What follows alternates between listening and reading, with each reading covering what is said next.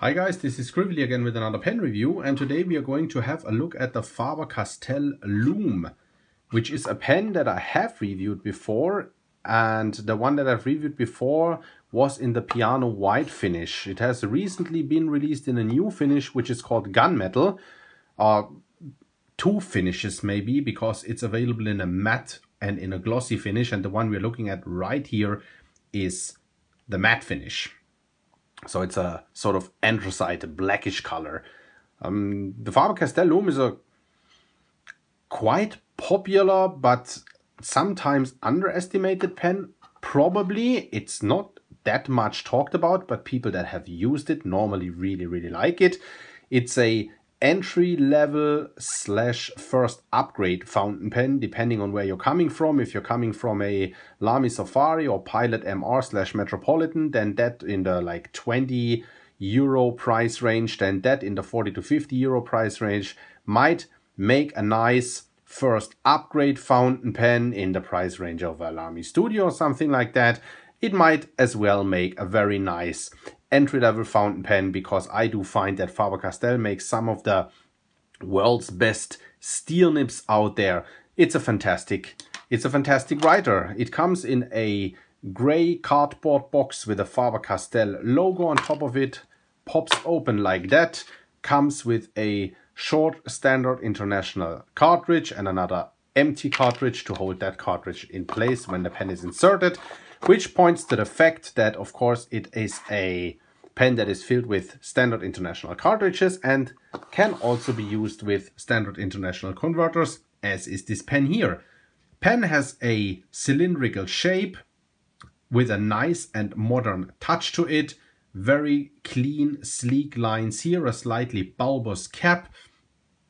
In that gun metal finish, the cap is dark gray / anthracite blackish, and then the barrel is finished off in this gunmetal finish that is a little reflective depending on how you angle it into the light, and you see the matte but still a little glossy surface. But as opposed to the real glossy finish of that pen, it is not prone at all to pick up any fingerprints whatsoever, which cannot be said for the cap, but since it's a matte finished cap, it does also not pick fingerprints that much, as opposed to the glossy finishes like those piano black pens, for example. They really are fingerprint magnets.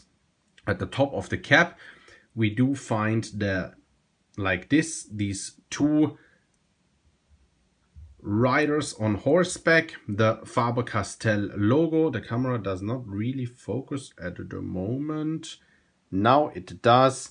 The clip is spring-loaded, which is very nice. It's a very broad clip, also highly reflective, as you can see on the camera. Flares out a little bit down here, which makes it super easy and useful for sliding that pen in a shirt pocket. Also, it's a great shirt pocket pen because it's a little bit shorter pen.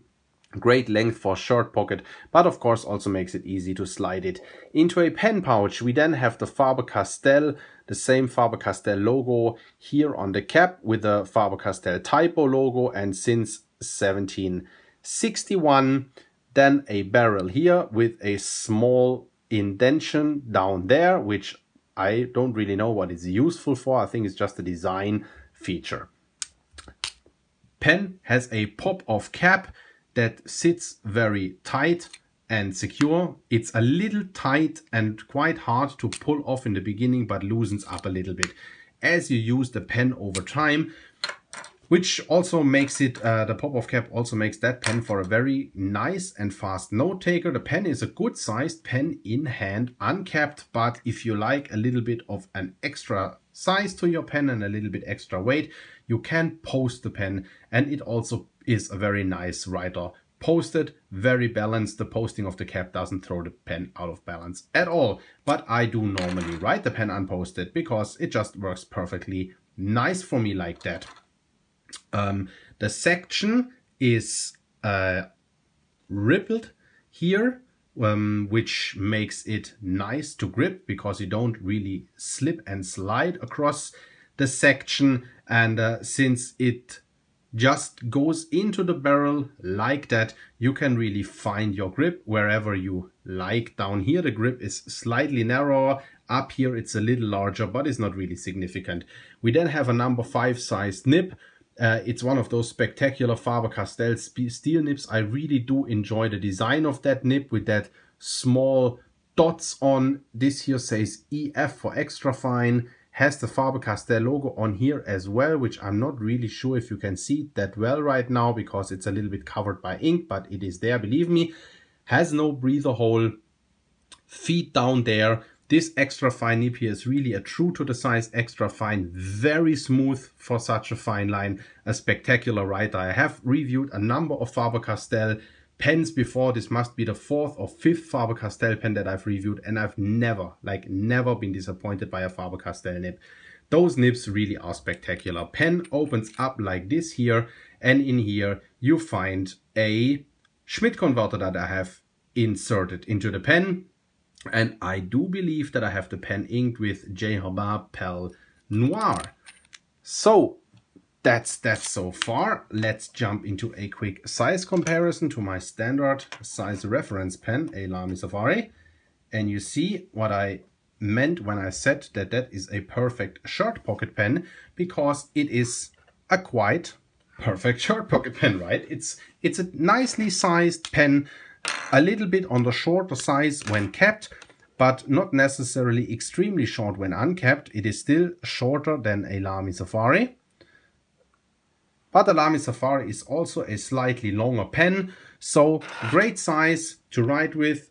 Small unscientific section comparison here, just for you to see and make your estimates if that section might suit you. It's around the size of the section of a Lamy Safari, I would say. Let's jump into a writing sample towards the end of the review. Zoom in for that a little bit. And here we go with a Faber-Castell Loom.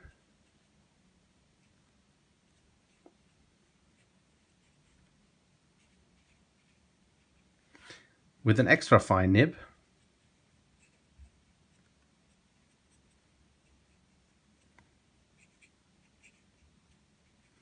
This paper here is slightly absorbent, so we won't see too much wetness here, but Pel Noir is a medium wet ink. This here is a medium wet pen, but you see the line really is extra fine. I happen to have a medium nib on this Lamy Safari here, and I'm going to use that here right now just for a small line size or line width comparison for you.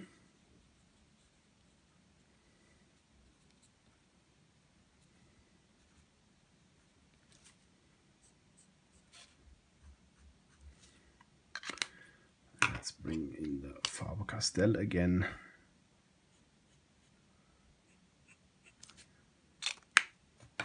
So I think you do see that that really is a nice extra fine line that pen puts down right here. As said, I find that Loom a really great everyday writer. It's a nice everyday carry pen, 40 to 50 euro, not the most inexpensive pen that you can find for what it is. But as said, the steel nib is spectacular, is a really solid writer, and I actually quite like this new gunmetal finish. I hope that review was useful to you, and I'll see you at the next review. Bye bye.